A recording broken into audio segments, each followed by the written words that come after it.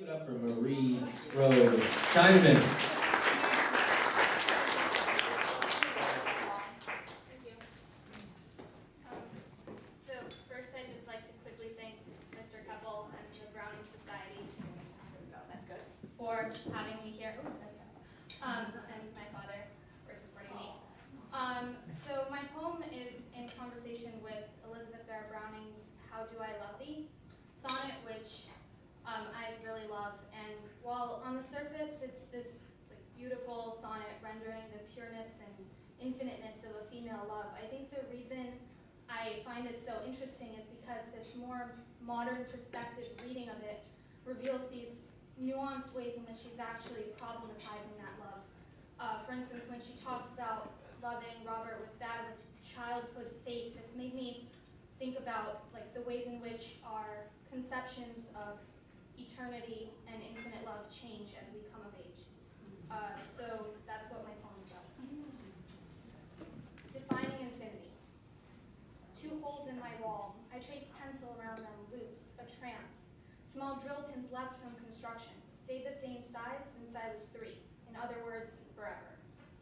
Infinity has 4 syllables. We majestically unraveled the swan song of galaxies, only to fold it twice like a cheap restaurant napkin. Infinity has 2 ends, 3 eyes, and I was colorblind to the golden glint of your calf, the light blurred like early March ice beneath a figure 8. Infinity rhymes with divinity. My love felt cathedral. Psalms slipped from my lips. I read the bathroom mirror like a teleprompter. Infinity and eternity, 2 words cuddled beneath my tongue. The Y shrunk to fit into the space, and strings of numbers flossed my teeth. Infinity, red marks on my palm from sinking my nails into it. Got lilac nails because you said spring smells like lavender. You lie like nails against chalk. Me, wall drilling, not small anymore.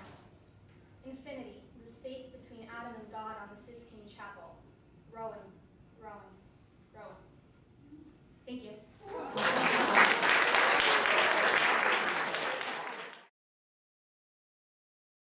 Let's give a warm round of applause for Isabella McIlvaine, ladies and gentlemen. Oh, I'm glad she stood up. I was like, where did she go?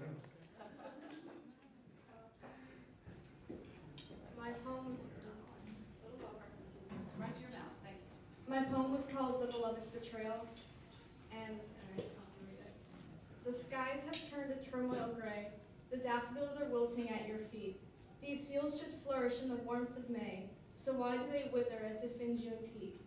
Your eyes have robbed the sky of its hue. Your lips are plump and curled upright, with such a sparkling shade of blue, I forget we meet here amidst the night. When you take my hand with a tender touch, I swear my heart inflates with air. Then you smile, as if this were nothing much, and with a kiss you steal my cares. Yet the oak tree that looms above our hearts continues to groan from the bullying gale, and as its supple boughs are torn apart, I realize I've once before heard this tale. A scream rips my throat with fear as its lace. I fiercely twist away, but you catch my wrist. As your ginger locks bounce around your face, you seem surprised that your touch I resist. The sky's alight with chiseled lightning. The daffodils fight against a wicked gust. Your hand on mine is suddenly tightening, and your eyes are alight with bloodlust. A stake of terror that stabs my soul. My heart grows heavier than a rock. I hear the ominous church bells toll, as if my ending life is theirs to mock. Oh, beloved, how terribly you had me deceived. You brought me more joy than heaven ever could. But with your fangs in my neck, all my blood is retrieved, and you leave me as lifeless as a splintered piece of wood.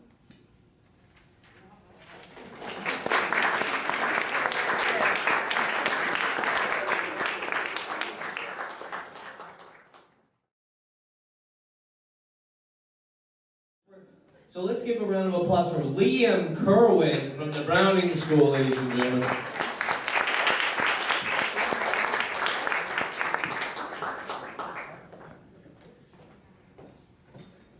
It's all you, sir. We'll get your check.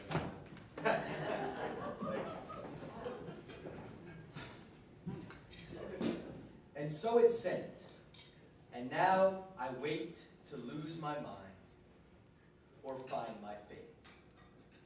The time between, a dangerous place, so easy burns away your hope. As fires rise, so do my hands, and pray to him. No, I'm alone. As winter comes, my days turn dark. My hope succumbs to doubt like frost. Thank you.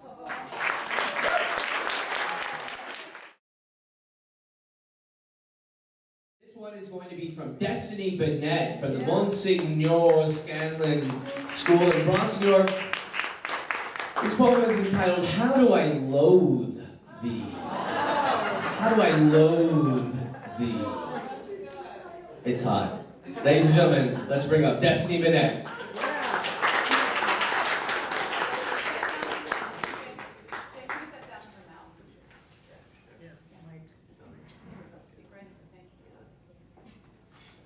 Hello. I'm a little nervous, but first I want to thank the society for picking my poem. I wrote this poem. My teacher told me about it like a week prior, before the drawing was gonna be, and I decided to just write a poem, because poetry is my passion. I love poetry. Every time I'm always writing poetry for the littlest things. So my poem is inspired by Elizabeth Browning's Sonnet 43, How Do I Loathe Thee? How do I loathe thee? Let me count the ways. I loathe thee for your lies and the inflicted pain you caused me. I loathe thee to the depths of my soul for all the sleepless crying nights and depressed days. I loathe thee to the fiery roar of fury that burns inside when I hear your wretched name. I loathe thee from deep down my cold heart. You are to blame. You hurt me. Did you not know? I loathe thee so much my self-esteem will not grow. I loathe thee the way the devil loathes God's child. I was so sweet, then I met you when you hurt me. My inner fire burns wild. I loathe thee, oh how I deeply do. Because of you, I'm afraid to say I love you. So how much do I loathe you? Words can't describe, and I won't be rude.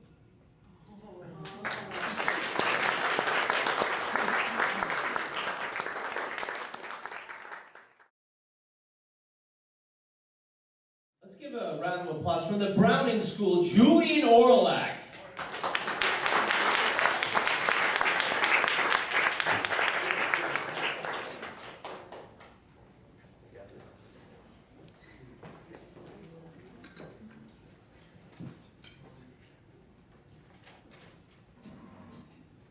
Good afternoon. My name is Julian Orillac, as you might have just heard. And all I'm going to say about my poem is I wrote it sitting down, and you'll see why. The chair. I sat on the chair like trash in a dumpster, unkempt by the world around through no fault of my own. And while society went around its business, I sat there, sitting. And then I stood up. I saw Polaris, the Dipper, Sirius, all the rest, the entire universe expanding upon itself, growing larger and faster every instant. And then the world overinflated and popped. And since all of interest is nothing more than blip, I sat on the chair like trash in a recycling bin. Uncaring for society, more interested in blues than hues, more interested in diversity than disparity, more interested in a few folk arguing in a room than one man with a gun stepping in. This time, though, I just sat.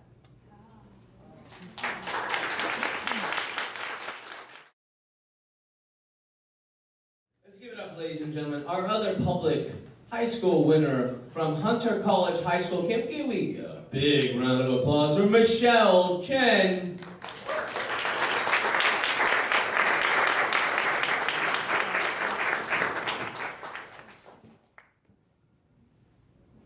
Carpe Noctem, a crown of sonnets. You've been imagining a no-fly zone, reckless bullets exhaling foreign air above the I dreamed that I caught flight at Yellowstone and spread the wood and wax to stars alone, beating back geysers, bubbling flares in ecstasy. It's true, so said Voltaire, when drought is jealous of flames and acetone. Light is a shipwreck, but we must not forget to sing in the lifeboats. As the rag doll flew with the swiftly rising fireball at Hiroshima when a flageolet blasted the sun from its place in the sky. You've seen through TJ's dark electric eye. You've seen through TJ's dark electric eye, sewn ghosts in a museum of open books for memory, when a god's great shoe shook with fever. 4 days after the first cry, she carried him through fronds of wild rye, kissed his ghetto fist, rinsed with one last look at Melianu. Wolves drink at these brooks in December. A boat is no goodbye. So, carpe noctem, guilty after all. Her son's dead body seems to split in two as he glides through the evening dew and vanishes. The stars rupture and fall with her. Romulus and Remus have found Ebola. My womb was their burial ground. Ebola, my womb was their burial ground out of spite. I dreamed my flesh and bone free of contagion and fell into the sea to breathe. To tell the truth, I heard no sound except my own splash and glimpsed none around in selfishness. But don't you dare deny my right to live my life as Firefly. A challenger, escape this mount of devastation. Fragments come ashore and paw at our hoarse throats, ghost or no ghosts. Inhaling musk and accidents, I swore to go to the last familiar streets, no, rising towards nowhere you know. Rising towards nowhere you know, the sweetest boundary of softened earth crumbled as my feet slapped turtle birth trails, descending hysterically. No regrets, none in flushed lunar armpit glow. Spread my tidings of the golden future time, sang old Major, as organized hate crime trembled 2,000 bridges. Woke Van Gogh, day twin towers were razed to the ground. Far above, the flowers burst into riots, but again in a night it is quiet enough. Both death and life a snuffling greyhound seeks, the leash's soft click-click nosing through foul air. Far away I hear its whimpering howl. Air, far away I hear its whimpering howl. Cows and horses, geese and turkeys, be kind to me. A balloon to a child intertwined does not fly.